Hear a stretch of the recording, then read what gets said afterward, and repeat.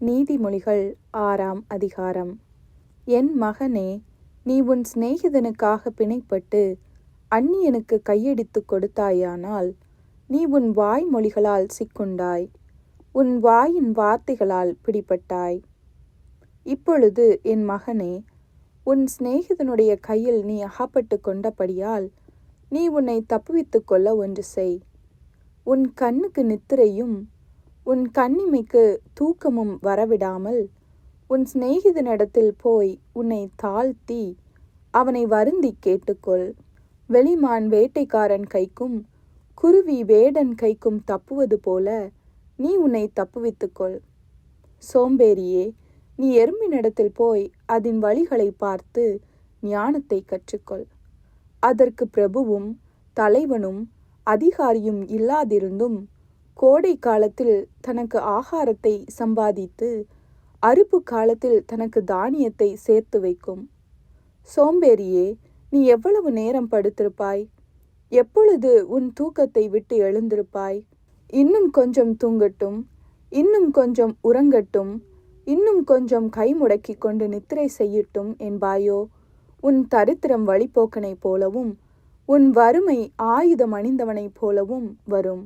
பேலியாளின் மனுஷனாகிய ஒரு துன்மார்க்கன் ஆகடியம் பேசித் திரிகிறான். அவன் தன் கண்களால் சைகை காட்டி, தன் கால்களால் பேசி, தன் விரல்களால் போதனை செய்கிறான். அவன் இருதயத்திலே திரியா வரமுண்டு. இடைவிடாமல் பொல்லாப்பை பிணைத்து வழக்குகளை உண்டு பண்ணுகிறான். ஆகையால் சடுதியில் அவனுக்கு ஆபத்து வரும். சகாயமின்றி சடுதியில் நாசமடைவான். 6 காரியங்களை கர்த்தர் வெறுக்கிறார், 7 அவருக்கு அருவருப்பானவைகள். அவையாவன: மேட்டிமையான கண், பொய் நாவு, குற்றமற்றவர்களுடைய இரத்தம் சிந்தும் கை, துராலோசனையை பிணைக்கும் இருதயம், தீங்கு செய்வதற்கு விரைந்தோடும் கால், அபத்தம் பேசும் பொய் சாட்சி, சகோதரருக்குள்ளே விரோதத்தை உண்டு பண்ணுதல் ஆகிய இவைகளே. என் மகனே, உன் தகப்பன் கற்பனையை காத்துக்கொள், உன் தாயின் போதகத்தை தள்ளாதே. அவைகளை எப்பொழுதும் உன் இருதயத்திலே அணிந்து அவைகளை உன் கழுத்திலே கட்டிக்கொள். நீ நடக்கும்போது அது உனக்கு வழிகாட்டும், நீ படுக்கும்போது அது உன்னை காப்பாற்றும், நீ விழிக்கும்போது அது உன்னோடே சம்பாஷிக்கும். கட்டளையே விளக்கு, வேதமே வெளிச்சம், போதக சிச்சையே ஜீவ வழி. அது உன்னை துன்மார்க்க ஸ்திரீக்கும் இச்சகம் பேசும் நாவுடைய பரஸ்திரீக்கும் விலக்கி காக்கும்.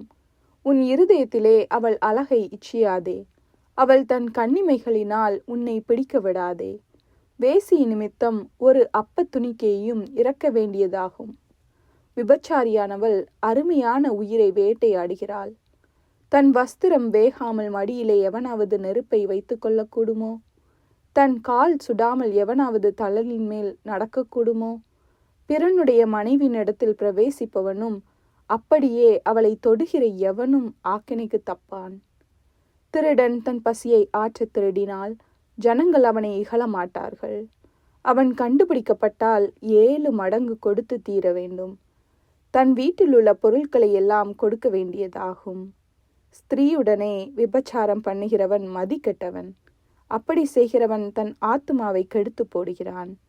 வாதையையும் லட்சியையும் அடைவான். அவன் நிந்தை ஒழியாது. ஸ்திரீயை பற்றிய எரிச்சல் புருஷனுக்கு மூர்க்கத்தை உண்டு பண்ணும். அவன் பழி வாங்கும் நாளில் தப்பவிடான். அவன் எந்த ஈட்டையும் பாரான். அநேகம் வெகுமதிகளை கொடுத்தாலும் அமர்ந்திருக்க மாட்டான்.